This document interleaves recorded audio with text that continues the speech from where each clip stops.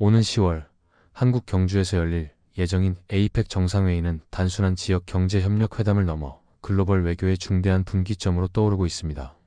특히 도널드 트럼프 미국 대통령과 시진핑 중국 국가주석의 동시 참석 가능성이 제기되면서 이 회의는 사실상 트럼프 2기 행정부 출범 이후 첫 미중 정상회담이 될 수 있다는 점에서 전 세계의 시선을 집중시키고 있습니다.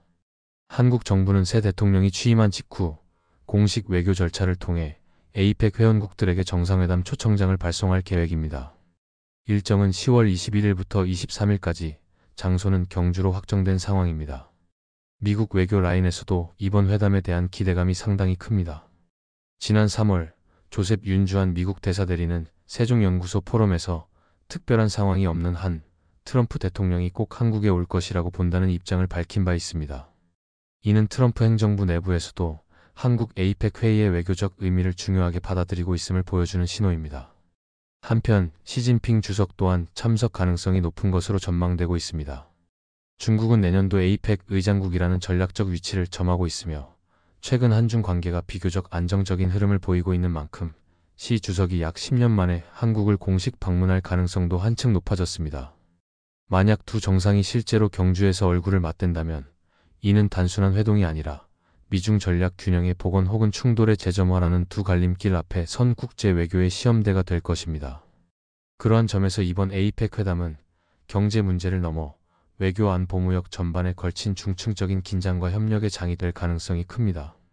이번 에이펙 정상회의가 특별한 주목을 받는 이유는 무엇보다도 도널드 트럼프 대통령과 시진핑 주석, 이 두 강대국 지도자가 동시에 참석할 가능성이 매우 높기 때문입니다. 이들은 지난 수년간 전 세계 질서를 뒤흔들어 온 미중 갈등의 상징적 인물이며 동시에 각자의 국가를 중심으로 새로운 블록화를 추진해온 전략가이기도 합니다. 그만큼 이들의 재회는 단순한 형식적 만남이 아니라 글로벌 무역과 외교 전략의 향방을 결정지을 분기점이 될 수 있습니다. 도널드 트럼프 대통령은 2기 행정부 출범 이후 아직 아시아 지역을 공식 방문한 바 없습니다. 그렇기 때문에 이번 한국 경주에서 열리는 에이펙 회담은 트럼프 대통령의 첫 아시아 외교 무대 복귀라는 상징성을 지니고 있습니다. 미국 외교관 내에서는 이 회담이 중국 견제 또는 동아시아 외교 구도 재편의 시작점이 될 수 있다는 기대가 큽니다. 조셉 윤주한 미국 대사대리는 지난 3월 세종연구소 포럼에서 특별한 상황이 없는 한 트럼프 대통령이 꼭 한국에 올 것이라고 본다고 단언한 바 있습니다. 이는 미국 내 외교 실무진 역시 트럼프의 방문을 전제로 전략을 준비하고 있음을 방증합니다. 아울러 트럼프 대통령 특유의 보여주기식 성과를 중시하는 스타일을 고려할 때 미중 회담이라는 대형 이벤트를 한국에서 연출하는 것은 내년 미국 대선 캠페인에서도 외교적 치적을 과시할 기회가 될 수 있습니다. 시진핑 주석 또한 이번 회담에 참석할 유력 인물로 평가받고 있습니다. 중국은 2026년 에이펙 의장국으로 예정돼 있으며 이에 앞서 올해 에이펙에서의 외교적 입지를 다져두는 것은 전략적 필수 과제로 간주되고 있습니다.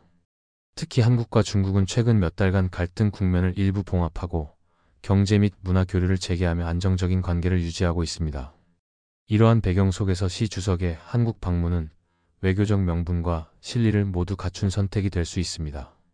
더불어 2014년 이후 단 한 차례도 한국을 공식 방문하지 않은 시진핑 주석에게 있어 이번 방한은 약 10년 만의 역사적 재방문이 될 수 있으며 이는 중국 국내외에서도 외교적 업적으로 홍보되기에 충분합니다.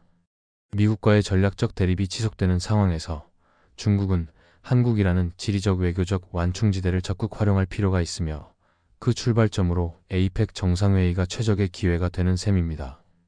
10월 경주에서의 미중 정상회담이 성사될 경우 이는 세계 질서에 변곡점을 남길 중요한 순간이 될 수 있습니다. 그러나 이 회담이 어떤 분위기에서 진행될지는 그보다 3달 앞선 7월 9일에 결정될 가능성이 높습니다. 바로 이날 트럼프 행정부가 일시적으로 유예했던 제3국에 대한 상호관세 조치가 종료되기 때문입니다. 트럼프 대통령은 2기 취임 이후 미국 내 제조업 보호와 무역 재편을 명분으로 다시금 관세 카드를 꺼내 들었습니다. 그 중에서도 미국의 물류부품 완성품을 수출하는 캄보디아, 인도, 베트남 등이 집중적인 검토 대상에 올라 있습니다. 이 국가들은 모두 중국을 대체하는 신흥 생산기지로 미국 기업들이 주목해 온 지역이며 동시에 트럼프 정부가 무역 불균형 해소를 명분으로 관세 강화를 시사한 국가들이기도 합니다. 7월 9일을 전후에 발표될 이들 국가에 대한 기본관세와 상호관세율이 얼마나 높게 책정되는지에 따라 그 파장은 중국까지 확산될 수 있습니다.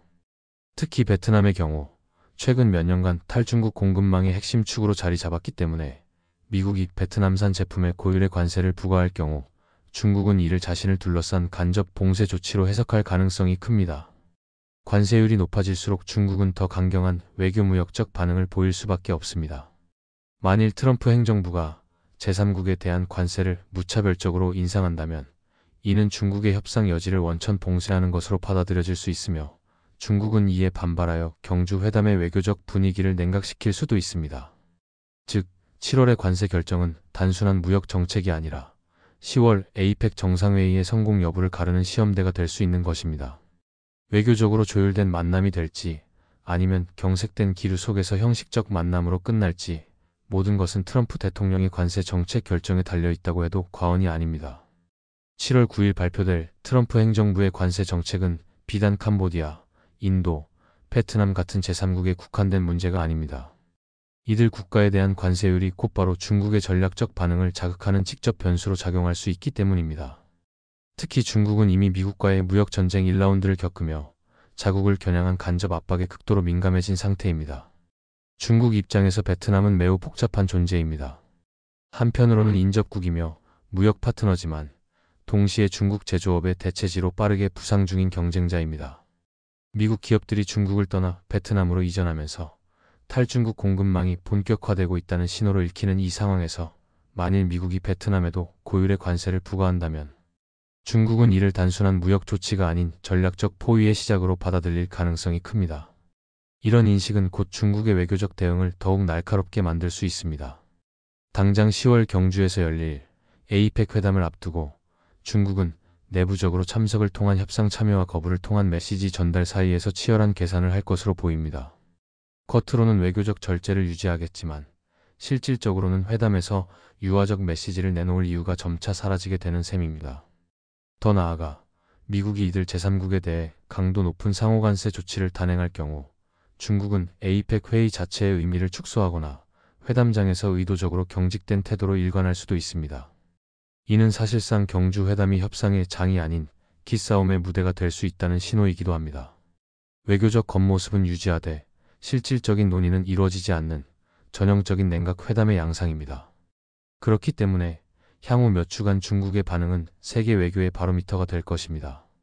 중국이 관세 압박을 단순한 경제 문제로 받아들일지 혹은 정치적 포위망 형성의 전조로 받아들일지에 따라 미중 관계는 회복 국면으로 접어들 수도 다시 갈등의 나락으로 떨어질 수도 있습니다. 10월 경주에서 예정된 에이펙 정상회의는 단순한 지역 다자, 외교 무대를 넘어 미중 양국이 세계를 상대로 어떤 신호를 보낼 것인지 결정짓는 핵심 무대가 될 가능성이 높습니다.